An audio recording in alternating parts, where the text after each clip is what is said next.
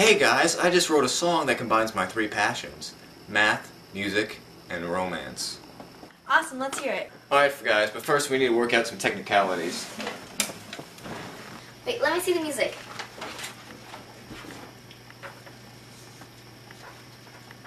What kind of vibe does this have? It's a power ballad. Starts off mellow, then puts some junk in the trunk. What? Oh no, hear me out. We could be like the rock gods.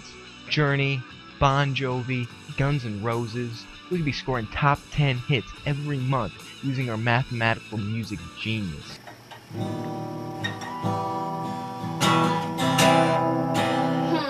don't think that sounds right. Is this what you were going for?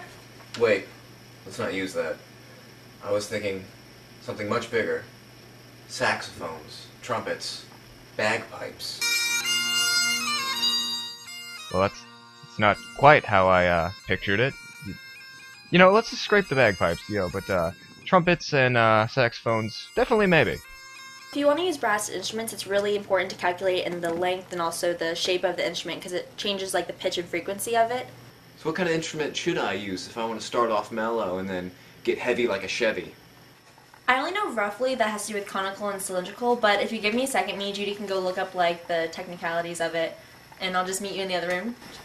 So if you want to start with a more mellow sound, you probably should use like a saxophone or a flugelhorn because like the curvatures in the instrument, the sound waves that go through them decay at a faster rate, so it creates a more mellow sound. Wow, I see what you mean. Pretty sexy. And mathematically stimulating. We definitely need some of this. And then in comparison, there's like the trumpet and trombone. For, like, since you want to go more, what did you say? Heavy like a Chevy. Heavy like a Chevy. If you want to go more heavy like a Chevy in the end, you can go trumpets and trombones. They make a brighter noise because of the shape of the instrument. But wait, I thought the bell flare of the instrument made more of a difference in the sound. Actually, yeah, bell flares are designed to contain acoustical energy within the instrument, and it sets up standing waves at specific frequencies. So they would be like different from flutes, which would create more of a higher pitch rather than the like trumpets that create a kind of different sound. Okay, I get it. So you're saying that the geometric cylindrical shape of the flute is what allows it to capture those waves and create a higher yet more mellow sound. Wicked awesome. So then how do you propose, since we don't have the time to test every single instrument, how do you propose that we find the instrument that's just right for our song? Actually, we found an equation online that you can use to calculate sound pressure level. It's 10 log pressure over reference pressure squared. So you just need to know the reference pressure of the room and then the pressure of the instrument. How about this? Let's cut out the brass. You know what I'm thinking? I'm thinking the guitar. We can even use the same equation that we are going to use for the brass instruments to calculate the sound pressure for guitars. Okay, and from this equation we can calculate that like a normal conversation like the one we're having now is 60 decibels in comparison to like playing or loud singing, which is 75 decibels. And then from an acoustic guitar like this one we can get 80 decibels.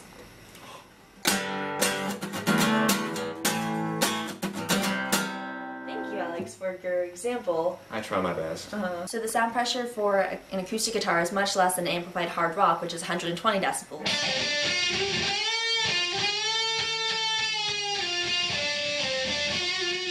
Thank you, Alex, for the demonstration again. Yeah. Boys and girls, it's time for the Alex and Judy Show. Today's episode, guitars. Due to the larger volume of my guitar, I get a much deeper, thicker sound. And since my guitar is smaller than Alex's, the sound waves are shorter and therefore have a higher frequency. Now we can find the approximate volume of my guitar by using Riemann sums. Now if we just treat the outline of the guitar as if it were an equation line, all we do is make our rectangles. Now in order to find volume, we'd have to turn these rectangles into rectangular prisms using the depth of the guitar. And after you do that, all you do is add up those prisms, and you have the approximate volume of the guitar. And since my guitar is smaller than Alex's, finding the volume will result in a smaller volume, meaning that the sound that comes out would be more appropriate for plucking compared to strumming, which Alex's guitar is better for. And then mine would sound like this.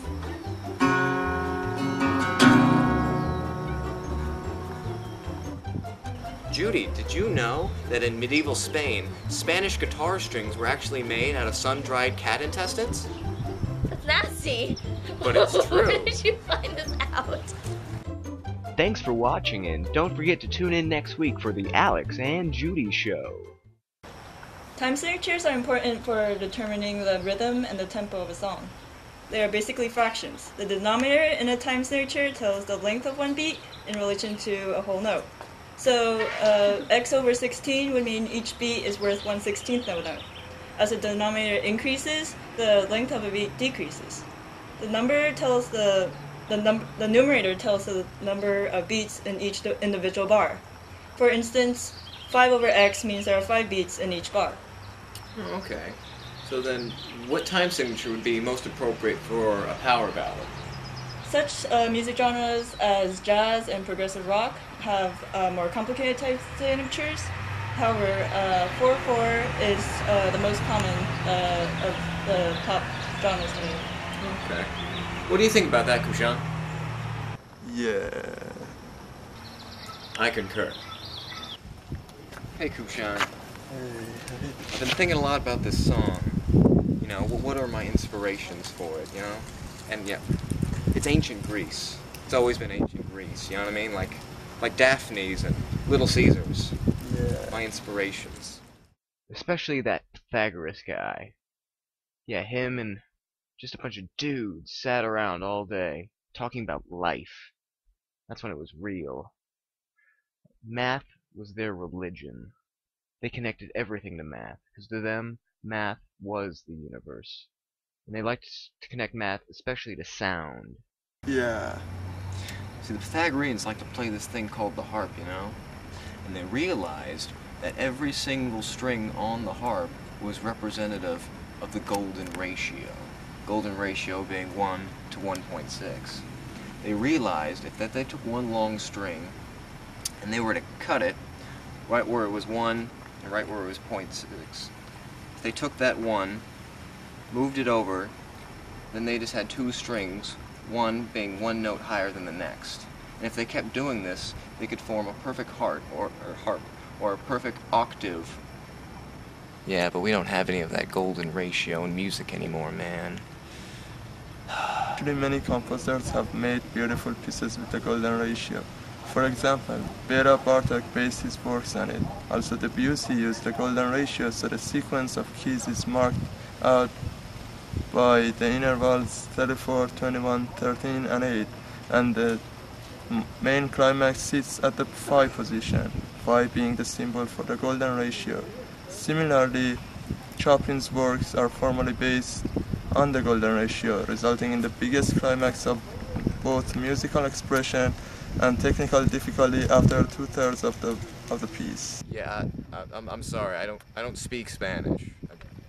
But anyway, I was in my physics class the other day. They were talking about some interesting stuff. Frequency, wavelength, and how all that had to do with sound. Now check it out. Alright, let's start off talking about some basic physics. Alright, let's assume that this is a time interval. We'll call it 0 to 1. Alright, and say we record a sound, and that sound makes a wave. It goes something like that, alright?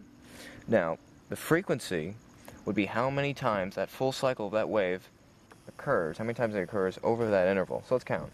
1, 2, 3, 3.5. So for instance, the frequency would be 3.5 over this interval. Now, the wavelength is actually the length of the wave. Now we can use these two in a very important equation that's used in physics. We have frequency is equal to the speed of that wave over the wavelength. Like so. Now this equation can be used to find something known as harmonics, which is used often in music. It's a special tone that can be calculated that is very, very pleasant to the ear. It's used in pop, classical music. It's used very often. Now, I have a very special, convenient, handy-dandy chart with me, which will help us demonstrate this. Alright, so this chart demonstrates harmonics for us. Alright, so let's look at the first harmonic in music. Alright, it says, if we find the frequency wavelength, speed, or any two of those, we can calculate the other using our equation. And when you put those in, it'll give you a 1-to-1 ratio. Now, if we look at the second harmonic, you would find the frequency to be 800, wavelength of 0.8, speed of the same, and you plug that into the same exact equation, you get a 1-to-2 ratio. Now, these ratios are whole number ratios. That's why they are pleasant to the ear. It's all mathematically related to our brains. I wanted to find the harmonic of a certain note, like let's say C. C is a note.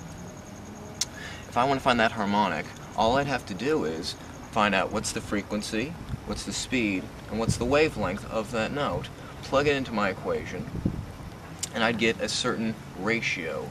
Using that ratio, I'd multiply it against the hertz, which are found for the frequency, over and over again. So there'd be multiple harmonics, which I could use in a song like ours. I think the song's finally done. Let's get down to filming this music video righteously. Yeah. Alright, do you know what this calls for? What? Unison jump. 1, 2, 3.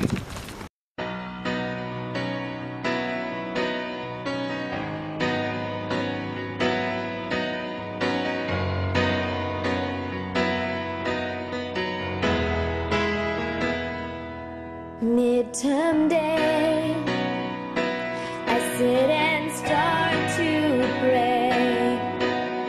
Numbers go round and round in my mind.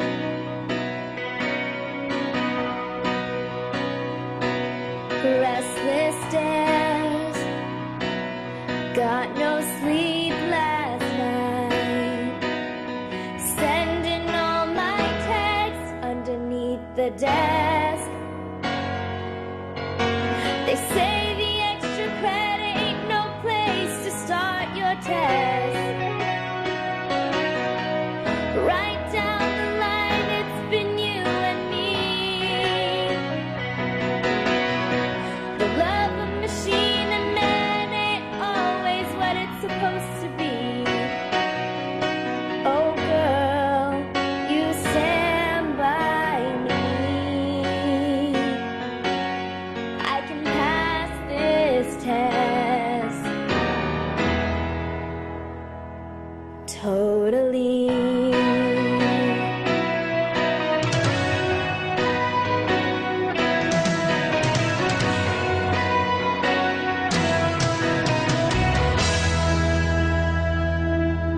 Oh my God, what is a vector field?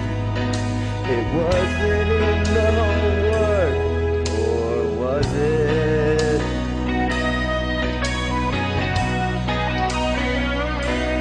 But it is always another part.